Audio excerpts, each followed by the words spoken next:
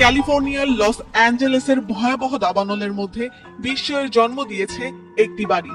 বলা যায় দেশের ইতিহাসে এই দাবানলের ঘটনা সবচেয়ে ধ্বংসাত্মক পরিস্থিতি সৃষ্টি করেছে।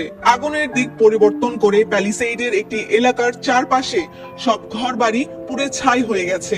তবে সেখানেই অলৌকিকভাবে অক্ষত রয়েছে একটি বাড়ি। এমনকি বাড়ির দেয়ালেও নেই আগুনের কোনো ছাপ। কিন্তু কিভাবে?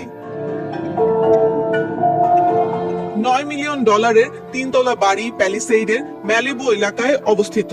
সেখানে আগুনের সঙ্গে লড়াই করে অলৌকিকভাবে অক্ষত থেকে যায় বাড়িটি, বলছে নিউ ইয়র্ক পোস্ট। এই বাড়িটি ওয়েস্ট ম্যানেজমেন্টের সিইও ডেভিড স্টেইনারের। 2015 সালে বাড়িটি কিনেছেন তিনি। 64 বছর বয়সী ডেভিড স্টেইনার এই বিষয়ে বলেন, দাবানলের ভয়াবহতা দেখে ভেবেছিলাম বাড়িটি হারাবো, কিন্তু পরিস্থিতি নিয়ন্ত্রণে এলে দেখি আশেপাশের সব পড়ে গেলেও দাঁড়িয়ে আছে আমাদের বাড়িটি। এটি অলৌকিক ঘটনা ছাড়া আর কি হতে পারে? ঘটনার ব্যাখ্যা দিতে যেয়ে তিনি আরো জানান, এটি দুর্দান্ত স্থাপত্য, যে কোনো ধরনের অগ্নিকাণ্ড এবং দুর্যোগ পরিস্থিতি থেকে বাঁচাতে বানানো হয়েছে বাড়িটি। সম্ভবত এটি অলৌকিক ঘটনাও। বাড়ির কংক্রিটের নকশা এটিকে টিকে থাকতে সাহায্য করেছে বলে মনে হচ্ছে।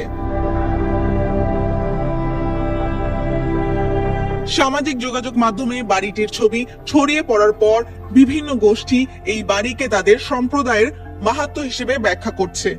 বাড়িটি বিশেষ নকশায় নির্মিত, যা ভূমিকম্প ও অন্যান্য প্রাকৃতিক দুর্যোগ প্রতিরোধে সক্ষম। এর মধ্যে রয়েছে অগ্নি প্রতিরোধক ছাদ, নিরেট পাথর এবং শক্তিশালী প্রলেপ সহ দেয়াল। মূল কাঠামোটি মাটি থেকে কমপক্ষে 50 ফুট গভীরে বসানো হয়েছে, যা বড় ধরনের ঘূর্ণিঝড় কিংবা জলোচ্ছ্বাসের চাপ প্রতিরোধে সাহায্য করে। এই বিশেষ নকশার কারণে অক্ষত থাকা বাড়ি নিয়ে ডেভিড এবং তার পরিবার অত্যন্ত খুশি, এবং তারা বাড়িটিকে লাস্ট হাউস স্ট্যান্ডিং বা ধ্বংসস্তূপের শেষ বাড়ি নামে ডাকছেন।